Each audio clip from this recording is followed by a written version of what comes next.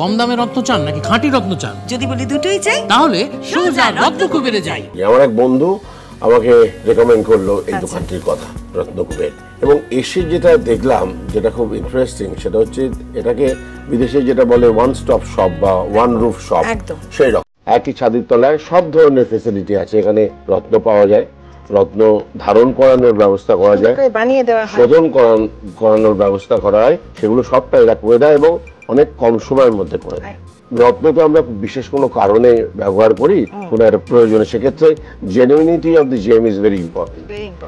এই দোকানে রত্নকুবেরে আমি অনেকের মুখে শুনেছি এবং উপকৃত হয়েছে এমন মানুষ, তারা বলেছেন যে এখানে জেমগুলো জেনুইন, সার্টিফিকেট এরা দেয়। শুধু তাই নয়, পাথরগুলো খুবই ন্যায্য মূল্যে বিক্রি করা হয়। পয়সা যখন দেব খাঁটি রত্নই নেব, তাই রত্নকুবেরেই যাবো।